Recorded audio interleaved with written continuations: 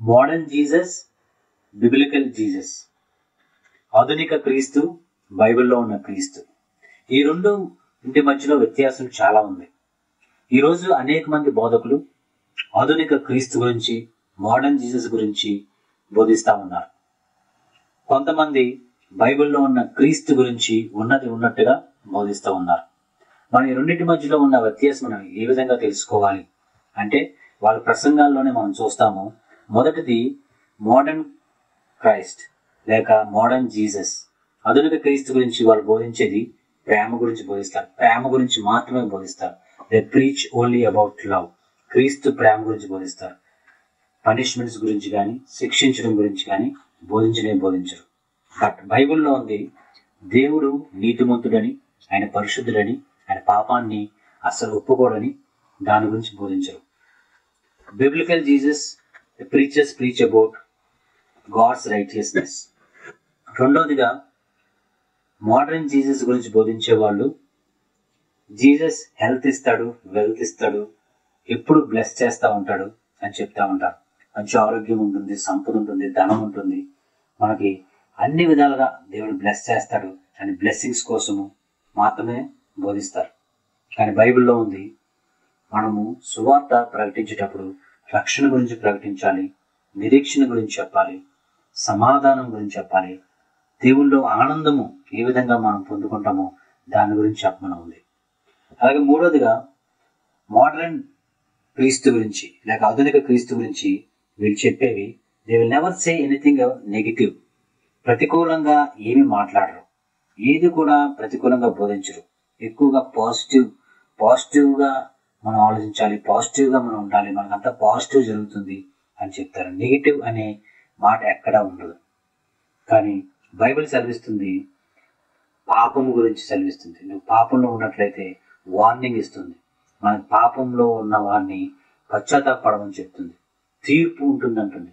మన పాపములో ఉన్నప్పుడు పాపం నుంచి బయటపడి పశ్చాత్తాపడి దేవుని దగ్గర మనం క్షమాపణ పొందుకుంటే తీర్పు నుంచి మనము తప్పించుకోగలము అని బైబిల్ సెలవిస్తుంది.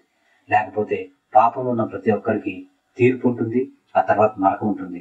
ఇటువంటి విషయాలు ఏమి కూడా ఈ మోడర్న్ క్రీస్తు లేక ఆధునిక క్రీస్తు గురించి చెప్పేవారు చెప్పరు.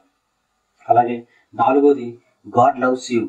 ఈ లోకము నిన్ను యాక్సెప్ట్ చేస్తుంది, అందరితో ప్రేమగా ఉండు అని చెప్తారు. అలాగే లోకము తిరస్కరిస్తుంది అని బైబిల్ చెప్తుంది.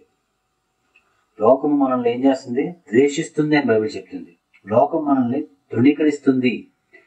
మనకంటే ముందు ఉన్న వాళ్ళు అపోస్తుల దగ్గర నుంచి అనేక మంది క్రైస్తవులు మిషనరీని లోకము తిరస్కరించింది, తృణీకరించింది, ద్వేషించింది, వ్యతిరేకించింది. కానీ ఇప్పుడున్న ఈ బోధకులు, మోడర్న్ జీసస్ గురించి చెప్పే బోధకులు, లోకము మిమ్మల్ని యాక్సెప్ట్ చేస్తుంది, you will be accepted by the world అని చెప్తుంది. అలాగే ఐదోదిగా సర్వ్ యువర్ విల్. నీ మనసుకు ఏమనిపిస్తే అది చేసే, మిగతా దేవుడు చూసుకుంటాడు అని చెప్తారు. అంటే దేవుని చిత్తం గురించి ఎక్కడా మాట్లాడరు. బైబిల్ సెలవిస్తుంది, బైబిల్లో ఉన్న క్రీస్తు గురించి మనం చూసినట్లయితే దేవుని చిత్తం గురించి ఎక్కువగా యేసయ్య చెప్పడం మనం చూస్తాం. తండ్రి అయిన దేవుణ్ణి గణపరచండి అని బైబిల్లో మనం ఉన్నట్లు చూస్తాం. అలాగే చివరిది ఆరోదిగా మనుషులందరితో మంచిగా చాలా నైస్గా ఉండమని సెలవిస్తారు. ఎవరిని మనం బాధ పెట్టకూడదు, అందరితో మనం చాలా మంచిగా ఉండాలి. సత్యం విషయంలో కాంప్రమైజ్ అవడానికి కూడా ఇష్టపడతారు. అంతేగాని మనుషుల విషయంలో ఫ్రెండ్స్ దగ్గర కానీ, కొలీగ్స్ దగ్గర కానీ, నైబర్స్ దగ్గర కానీ, కొలీగ్స్ ఎవరి దగ్గర అయినా కూడా ఎవరు హర్ట్ అవ్వకుండా చాలా ప్రేమగా ఉండడానికి, అవసరమైతే సత్యాన్ని పనంగా పెట్టైనా కూడా వీళ్ళు మనుషులతో స్నేహం చేస్తారు. కానీ బైబిల్ సెలవిస్తుంది, Jesus in the Bible says truth matters. మనుషులను మనం రాంగ్గా అర్థం చేసుకున్నా పర్వాలేదు, కానీ we need to stand by truth, no compromising. సత్యం విషయంలో అసలు కాంప్రమైజ్ అవ్వడానికి వీల్లేదు.